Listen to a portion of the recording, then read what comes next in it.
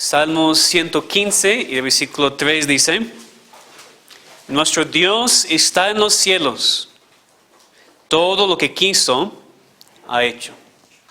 Después en el Salmo 135 y el versículo 6: Todo lo que Jehová quiere, lo hace, en los cielos y en la tierra, en los mares y en todos los abismos.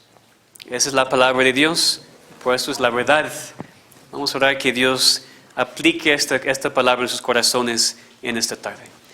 Padre, muchas gracias te damos que eres un Dios todopoderoso, un Dios grande, un Dios soberano, que no dependes de nada ni de nadie, tú simplemente haces lo que quieras hacer, porque lo que quieres hacer es siempre perfecto. Enséñanos, te pedimos en tu palabra lo que necesitamos entender, pero también te pedimos, Señor, que apliques esa doctrina en nuestras vidas de manera muy práctica, para que podamos confiar y descansar mucho más en ti. Te pedimos en el nombre de Cristo. Amén. Hoy vamos a empezar una serie en nuestros segundos cultos en cuanto a lo que creemos, la doctrina básica que muestra quiénes somos. Somos una iglesia cristiana que tiene a la Biblia como su única autoridad de fe y práctica, y específicamente somos una iglesia reformada y presbiteriana. Y podríamos empezar con un estudio de las 5 solas, que creemos en solas escrituras, que la salvación es solo por gracia, solo por fe, solo por Cristo, y que todo es solamente para la gloria de Dios. Podríamos empezar así, pero esas descripciones, aunque sí nos describan, también describen o deberían describir a muchas otras iglesias que no son reformadas. Y también estudiamos estos 5 solas en detalle hace 2 años. Y están en línea, y de hecho recomiendo que si no estabas en ese tiempo, que tomes el tiempo para escuchar sus mensajes en cuanto a lo que creemos de las 5 solas. Entonces podríamos empezar así, pero para estudiar ahora lo que creemos, vamos a empezar con la doctrina reformada de manera muy básica. Después vamos a ver el gobierno de la iglesia, cosas como la membresía, el bautismo, la cena del Señor, y también algunos distintivos que tenemos como denominación. Y todo hemos estudiado en otras ocasiones. Pero para los que son nuevos aquí, es una buena oportunidad para aprender quiénes somos y lo que creemos. Y aún para los que lo han estudiado antes, seguro que ustedes no recuerdan todo. Y también siempre es importante reforzar lo que creemos de la palabra de Dios, para que podamos estar fortalecidos en nuestra fe y para que podamos responder a todo aquel que nos demanda razón de la esperanza que hay en nosotros. Entonces, aunque tú dices, no hemos estudiado eso mucho antes, de todos modos, es para ti, es para mí. Podemos maravillarnos más de quién es nuestro Dios y aprender más de Él. Al decir todo eso, tal vez alguien que piense, entonces yo sé en dónde vamos a empezar, pastor. Vamos a empezar con los 5 puntos de calvinismo. No vamos a empezar con eso. ¿Por qué? Porque muchas personas piensan que todo lo que significa ser reformado es creer en lo que se llaman los 5 puntos de calvinismo. Pero esos 5 puntos eran nada más una respuesta a la falsa doctrina. Entonces son un buen resumen de lo que creemos en cuanto a la salvación, no hay duda de eso. Pero no son para nada el total de la doctrina reformada. Hay muchísimo más. Hay un gobierno reformado, hay una adoración reformada, hay credos y confesiones reformados. Ante todo, si queremos empezar al mero principio, si queremos empezar con lo más básico de todo, para entender lo que creemos, para entender lo que es la doctrina reformada, tenemos que empezar con el tema de la soberanía de Dios. Así tenemos que empezar. Pues lo más básico de todo es lo que provee el cimiento para todo lo que creemos. La soberanía de Dios es algo que tenemos que entender primero, porque tenemos que conocer quién es nuestro Dios para poder entender cómo vivir por nuestro Dios. Por eso siempre enfatizo que es importantísimo pasar tiempo con Dios en su palabra, en oración constantemente, para conocer más quién es, y así para poder seguir sus mandamientos y entender lo que tiene para nosotros en cuanto a cómo vivir. La soberanía de Dios se resume muy bien en los 2 versículos que leímos al empezar este mensaje. Otra vez Salmo 115, 3 dice: Nuestro Dios está en los cielos, todo lo que quiso ha hecho. Y el Salmo 135:6. Todo lo que Jehová quiere, lo hace. En los cielos, en la tierra, en los mares y en todos los abismos. Entonces la soberanía de Dios significa que Dios puede hacer todo lo que quiere hacer. Que Dios tiene poder absoluto sobre todo y sobre todos. Él es supremo, el supremo rey, el gran soberano y reina sobre toda su creación. Leemos también lo mismo en Daniel 4, el versículo que empezamos a memorizar hoy en la escuela dominical. Daniel 4:35. Dios hace según su voluntad en el ejército del cielo y en los habitantes de la tierra, y no hay quien detenga su mano y le diga, ¿qué haces? Dios no tiene que responder a nadie. Dios no da cuentas a nadie. Él es supremo. Él es soberano. No puede ser resistido, no puede ser vencido. Dios tiene control de todo y puede hacer todo lo que quiere. Y no hay excepciones. Ninguna. El ser humano, de hecho, ni entra en la conversación. Dios hace lo que quiere, lo que es perfecto, lo que es conforme a su voluntad, sin consultarnos, sin tomar en cuenta lo que queremos o no queremos. Dios no nos necesita, aunque muchas veces nos usa para cumplir su voluntad. Es muy fuerte escuchar eso, entiendo. Demasiados cristianos hoy en día por eso dirían que su Dios no es así. Su Dios es diferente. Y por supuesto no queremos ser extremos. El hecho de que Dios no nos consulta, el hecho de que Dios no nos necesita, no significa para nada que no nos ama. Él nos ama con amor infinito, más de cualquier persona en todo el mundo. Pero lo que quiero enfatizar aquí es que Dios es absoluta y perfectamente soberano, libre de cualquier restricción de parte del ser humano. Y espero que podamos entender las implicaciones de esta verdad. Casi todos los cristianos van a decir que cree que Dios es soberano. Casi todos. Porque hay muchísimos versículos. Es difícil negar. Pero también la mayoría de los cristianos quieren modificar la definición de la soberanía de Dios. O sea, quiere que Él sea soberano, pero no tan soberano. Quiere que sea soberano, pero que todavía me permite hacer lo que quiero. Quiere que sea soberano, pero que sea un poquito controlado o controlable por el ser humano. Naturalmente, aún como cristianos a veces, sin madurez y discernimiento, no queremos creer en un Dios absoluta y totalmente soberano. Queremos un Dios más como nosotros. Queremos un Dios que puede ser influenciado. Queremos un Dios que haga o que hace lo que queremos que haga. Pero Dios no es así. Dios es Dios y hace lo que quiere en toda su creación. Como dijo A.W. Pink, nuestro Dios soberano es sin rival en majestad, sin límite en poder, sin nada fuera de sí mismo que le pueda afectar. Lo que Dios ha decretado, lo hace. Y lo que ha decretado, decretó antes de formar el universo. Entonces, nuestros deseos, que son nuevos en tiempo, no le afectan para nada y no le cambian para nada. Nuestros deseos, nuestras acciones no pueden afectar la voluntad de Dios. No pueden afectar el decreto de Dios. Él hace lo que quiere y tenemos nada más dos opciones. Rebelarnos en contra de Él y su plan, o someternos en humildad ante el Dios soberano. Las únicas dos opciones. Pero no es solamente someternos a su doctrina, sino que cuando la entendemos correctamente y bíblicamente, nos provee una paz que sobrepasa todo entendimiento. Cuando ya entendemos bien esa doctrina, nos provee con un descanso en Dios que nada ni nadie puede afectar. Nos provee con un ánimo para pasar por unas pruebas más fuertes de la vida. Empezamos a amar la soberanía de Dios. Y sin desviarme mucho, es lo que vimos con la predestinación en la escuela dominical. No es tema para debatir. El tema de la soberanía de Dios no es para debatir. es para aceptar con fe, es para confiar, es para descansar. Si tú peleas en contra de Dios y su voluntad, vas a tener muchos problemas con la doctrina de la soberanía de Dios. Pero si te sometes, confías y descansas en un Dios perfecto, tu vida no va a ser perfecta ni fácil, pero vas a poder tener esta paz que sobrepasa todo entendimiento y no hay nada ni nadie que puede quitar esta paz de ti.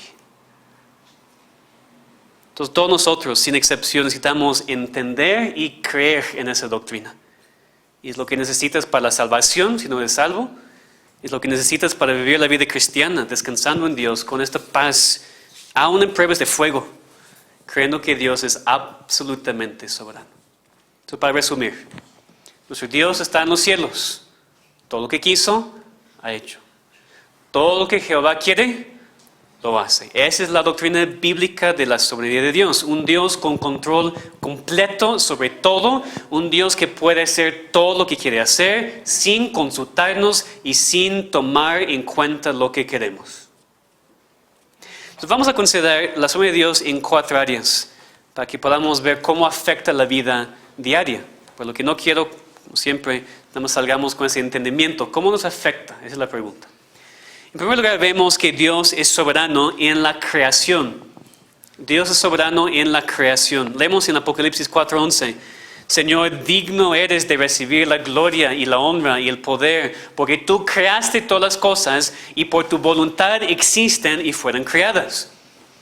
Las Biblias empiezan con las palabras: en el principio creó Dios los cielos y la tierra.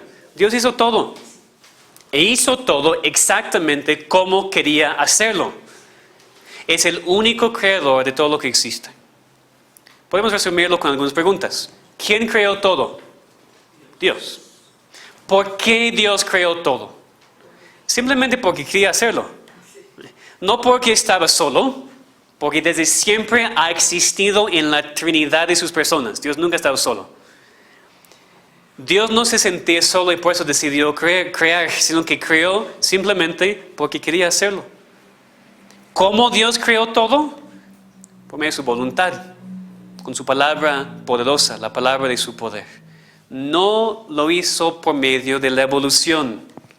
La Biblia es muy clara que Dios creó de la nada, que Dios creó usando nada más la palabra de su poder. Es increíblemente peligroso hoy en día haber demasiadas personas que se llaman cristianos o que se llaman pastores cristianos o peor que se llaman pastores reformados diciendo que no importa cómo Dios creó, que Dios usó la evolución, que usó algo que no sea solamente la palabra de su poder. Es una posición peligrosa en muchas maneras. Dios creó todo por medio de su voluntad con la palabra de su poder. En 15 días vamos a empezar a estudiar más ese tema en la escuela dominical. Otra vez recordamos lo que leemos en Salmos 135:6. Todo lo que Jehová quiere lo hace en los cielos y en la tierra, en los mares y en todos los abismos. Pues claro que Dios puede hacer lo que quiere en los cielos, en la tierra, en todo, porque Él creó los cielos y la tierra y todo. Él es su creador y por eso Él es su soberano. Puede hacer con su creación lo que quiere. También leemos en Proverbios 16:4. Todas las cosas ha hecho Jehová para sí mismo. Otra vez, todas las cosas ha hecho Jehová para sí mismo, no para nosotros. Primero para sí mismo. Y después nosotros, por supuesto, disfrutamos de su creación, no hay duda de eso. Pero Dios hizo todo, Dios creó todo, no para nosotros. Para Él y para su gloria. Dios también es soberano en la providencia. Eso quiere decir que todo lo que sucede en todo este universo es conforme al decreto de Dios y bajo el control de Dios. No hay nada que suceda en este mundo que no está bajo el control de Dios. Salmos 103:19 dice, hay muchos versículos, pueden apuntar tal vez para ver después, ¿no? Salmos 103:19 dice, Jehová estableció en los cielos su trono y su reino domina sobre todos. El reino de Dios es un reino dominante, es un reino soberano, es un reino que no permite aspirantes al trono. Es un reino que no permite que nada suceda fuera del control del soberano. Vemos lo mismo en 1 Crónicas 29. Podemos buscar juntos este pasaje. Primera de Crónicas 29, versículos 11 y 12. Primera de Crónicas, capítulo 29, versículos 11 y 12.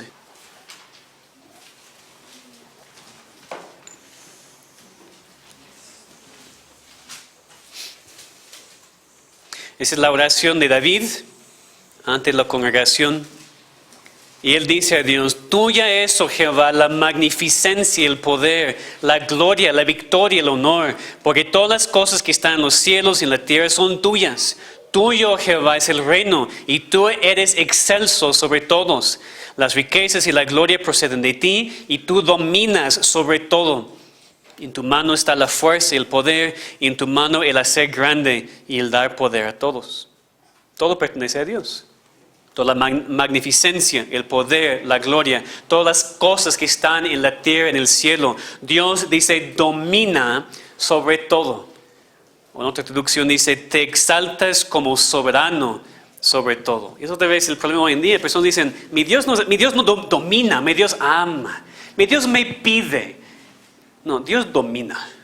Dios es el soberano y Dios hace lo que quiere. Entonces dice aquí, te exaltes como soberano sobre todo. Es una mejor traducción.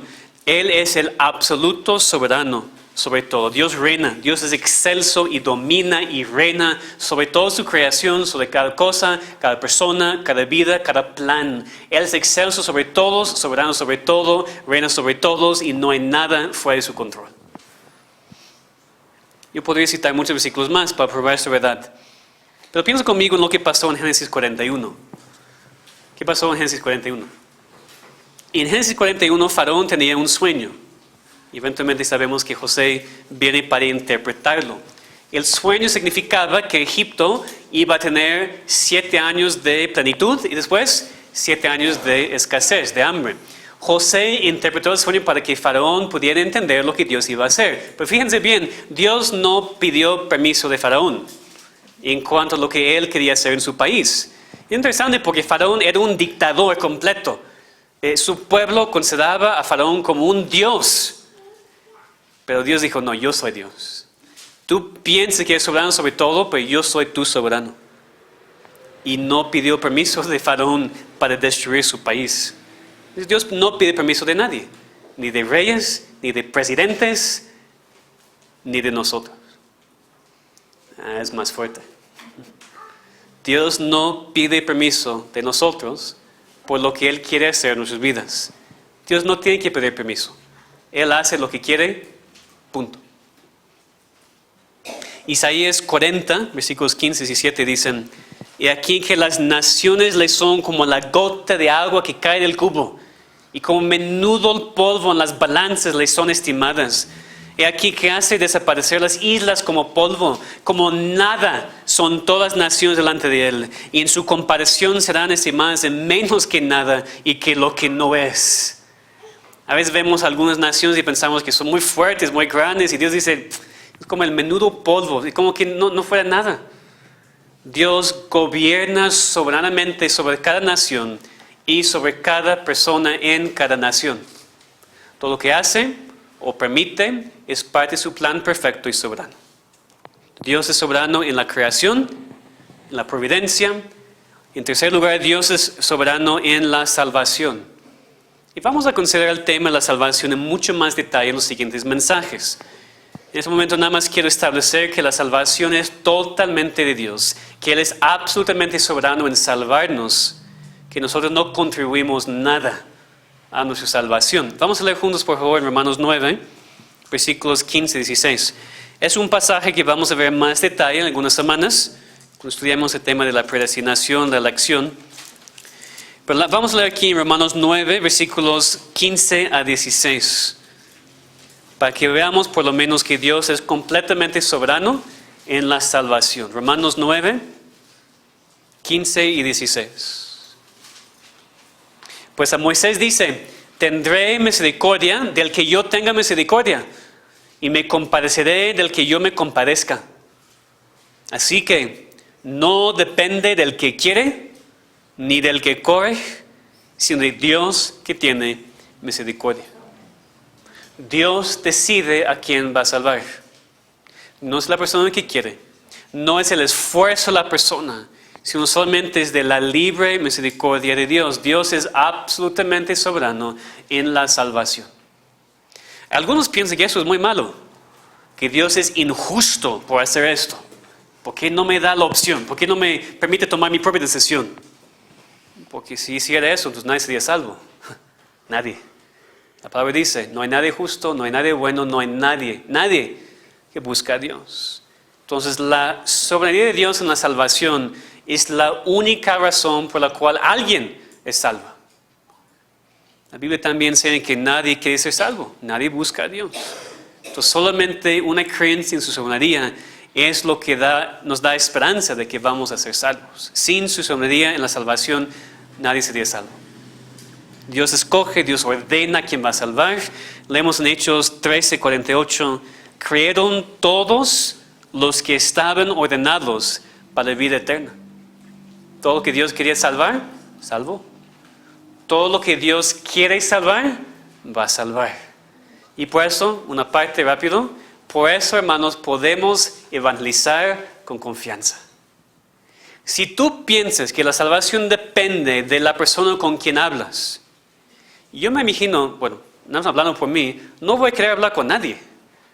Pues entonces tengo que convencerle o no va a ser salvo. Yo no quiero esta carga. No soy Dios para poder hacerlo, pero cuando yo creo Dios va a salvar a cada persona que quiere, me da toda la libertad para hablar con todo el mundo y confiar que Dios va a salvar a quien quiere. Yo no puedo imaginar, bueno, puedo imaginar así crecí yo, pero no puedo imaginar continuar con la vida con esta carga de que si no hablo bien con la persona no voy a ser salvo porque depende de él o de mí. No, nada más depende de Dios. Y Dios nos usa y decimos las palabras y evangelizamos con poder y pasión. Nunca dejamos de evangelizar, pero porque confiamos que Dios va a salvar a quien quiere salvar. La soberanía de Dios no estorba la evangelización. Creo que es la única razón por la cual lo podemos hacer. Entonces vamos a ver más de este punto más adelante cuando estudiamos la elección. Pero quiero que veamos muy rápidamente en esta tarde la aplicación aquí con la voluntad humana.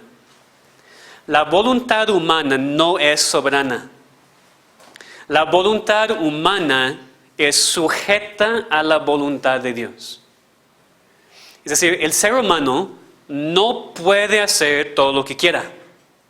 El ser humano es naturalmente esclavo a su propia naturaleza pecaminosa y siempre la sigue en cada decisión y cada pensamiento. Es decir, cada persona toma decisiones basado en su naturaleza.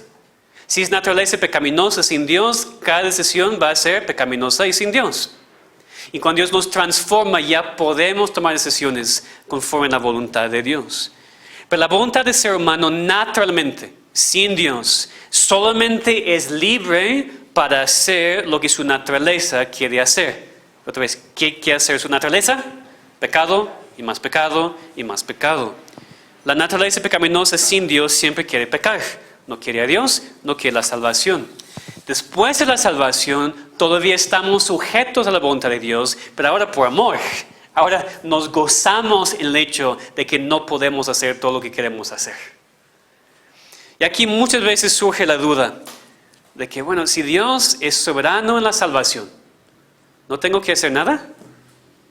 No. Porque la Biblia enseña muy claramente que todos somos responsables. Somos seres responsables y Dios nos ha mandado a arrepentirnos y creer en Cristo. Entonces, si estás aquí sin Cristo, si estás aquí sin la salvación y tú dices, no entiendo, pastor, lo que es mi responsabilidad. Si Dios ha decidido a quién va a salvar, entonces nada más espero hasta que me salve. Y si no me quiere salvar, entonces no puedo ser salvo. No es eso. Te digo claramente, de la palabra de Dios, de las palabras de Cristo mismo, que tu responsabilidad es arrepentirte de tus pecados y creer en Cristo. Si lo hagas, Dios promete salvarte. ¿Okay? Es la única cosa por la cual tienes que preocuparte. No te preocupes de lo que no te corresponde. Dios manda a todos los hombres en todo lugar que se arrepientan. Entonces, tú cree en Cristo. Reconoce tu pecado, reconoce que no puedes sin Él, búscale para la salvación. Y en su grandeza y en su soberanía, Él promete salvarte. Y si Dios te ha salvado, dale toda la gloria, porque Él hizo todo y tú no hiciste nada. Él te salvó no por nada en ti, sino solamente porque Él quería hacerlo en su perfecta y soberana voluntad. Y finalmente, Dios es soberano en la oración. A veces personas aprenden de esta doctrina de la absoluta soberanía de Dios y se confunden. Dicen, entonces no importa lo que haga o no haga. No importa si oro o no, porque Dios ya ha planeado todo. Pues tal vez esto parece ser la conclusión lógica en la mente humana, pero no es la conclusión correcta por dos razones. En primer lugar, el orar a Dios es un mandamiento. Y Dios no nos va a mandar algo que no tiene sentido. Entonces, la respuesta más clara y más obvia es, Dios te manda a orar, ora. Punto. Pero también reconocemos que la oración es eficaz, como dice Santiago, porque Dios usa medios. El pastor Pink dijo, Dios ha decretado los medios así como el fin. Y entre dichos medios está la oración. Aún las plegarias de su pueblo están incluidas en sus eternos decretos. Por tanto, en vez de ser las oraciones algo vano, se encuentran entre los medios por los cuales Dios ejecuta sus decretos. Entonces, la oración sí es eficaz. La oración es algo importante, esencial en la vida cristiana. No porque cambia la voluntad de Dios, sino porque es parte de la voluntad de Dios. ¿Entienden? La oración es eficaz, la oración funciona, no porque cambia la voluntad de Dios, sino porque es parte de la voluntad de Dios. Dios ha decretado no solamente el fin, sino todos los medios para llegar a tal fin que incluye nuestras oraciones. Entonces realmente es al revés de lo que la gente piensa. La persona que no cree en la absoluta soberanía de Dios, que cree que sus oraciones pueden cambiar a Dios, no pueden tener confianza en lo más mínimo que su oración va a ser contestada. Pero cuando creemos en la soberanía de Dios, creemos sin duda que Él va a usar nuestras oraciones para cumplir su voluntad. Podemos confiar que nuestras oraciones no son vanas, precisamente porque creemos que no pueden cambiar a Dios ni su voluntad. Yo sé que eso es complicado. Lo hemos estudiado antes, espero que ya por segunda, tercera, cuarta vez ya tiene un poquito más de sentido. Hay varios ejemplos, muy rápido. En primer lugar, en Ezequiel 36. Vamos a ver la palabra de Dios para entender este punto. Ezequiel 36, versículos 23 a 26 primero.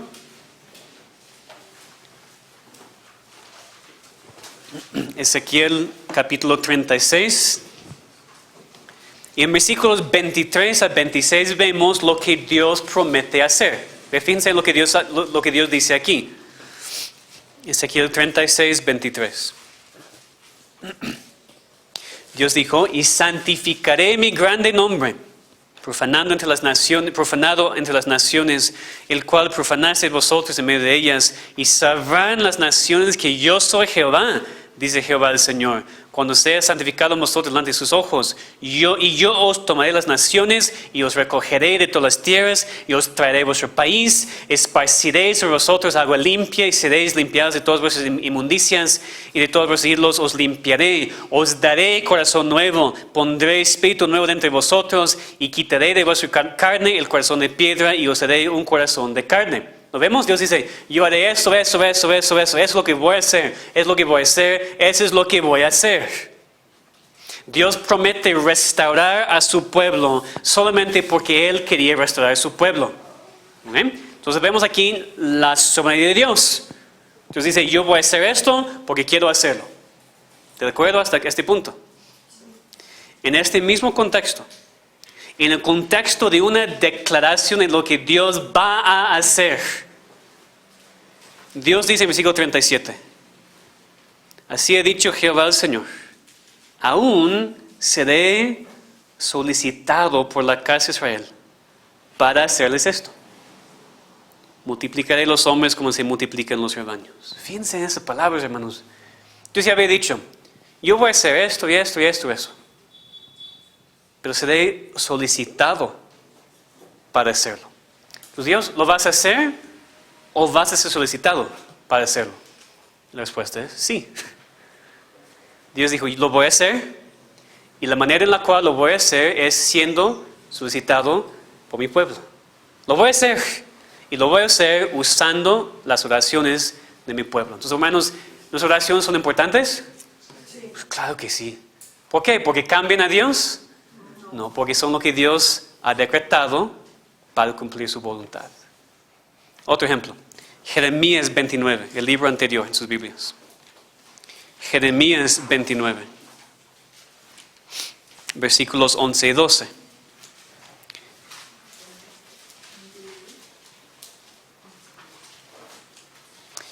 Versículo 11 es un versículo muy conocido, un versículo que nos gusta tomar como promesa para nosotros.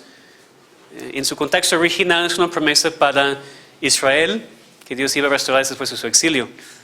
Jeremías 29, 11 y 12 dice, porque Dios está hablando, porque yo sé los pensamientos que tengo acerca de vosotros, dice Jehová, pensamientos de paz y no de mal, para daros el fin que esperáis. Ese versículo conocemos, ¿verdad? Nos gusta citar ese versículo. Pero citamos el siguiente versículo. Entonces me invocaréis y vendréis y oraréis a mí y yo os oiré. Es lo mismo, Dios dice, yo sé lo que estoy pensando en ustedes, yo sé lo que voy a hacer con ustedes. Entonces, oren. Para nosotros como que, ¿para qué orar? Si tú sabes lo que vas a hacer, ¿para qué orar? Porque voy a usar esto para hacer mi voluntad. Y como aparte, que no usemos el versículo nada más, Dios está pensando pensamientos de paz para mí. Sí, pero también quiere ser invocado. Quiere que le oremos. Y el último ejemplo es Daniel 9. Y no vamos al capítulo, ustedes pueden apuntar para ver en su propio tiempo. Pero les digo, Daniel un día estaba estudiando. Estaba leyendo, de hecho, la profecía de Jeremías. Se da cuenta un día que Jeremías había profetizado que el exilio iba a durar 70 años. Y después que Dios prometió restaurar el pueblo a la tierra. Y Daniel, como digo, checó su calendario y dijo, ya son casi 70 años. Es casi el tiempo cuando Dios prometió regresarnos a nuestra tierra. ¿Qué hizo Daniel? Se sentó y dijo, qué bueno, me voy a descansar porque Dios ya prometió hacerlo. ¿Es lo que hizo? ¿Se acuerdan lo que hizo? Oró. Dice la palabra, Daniel dijo, volví mi rostro a Dios el Señor, buscándole en oración y ruego, en ayuno, cilicio y ceniza.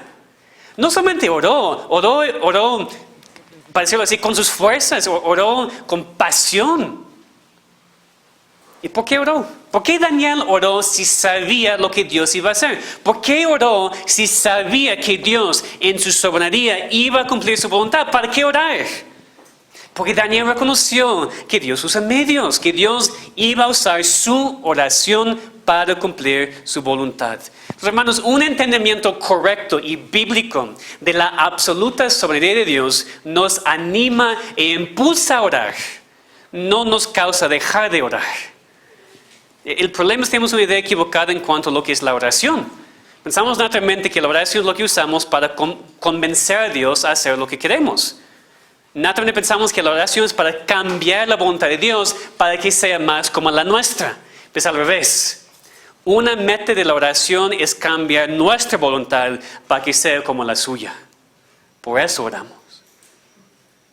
La oración verdadera surge de un entendimiento correcto de quién es Dios. Especialmente en cuanto a su poder y soberanía. Y por eso, como dije antes, oramos con confianza. Porque servimos a un Dios que puede hacer lo que Él quiere. No queremos que nuestra voluntad sea hecha, ¿verdad?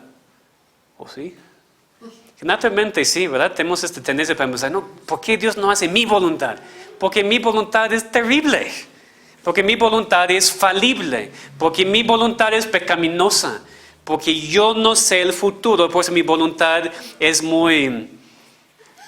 como falta de entendimiento de lo que va a pasar.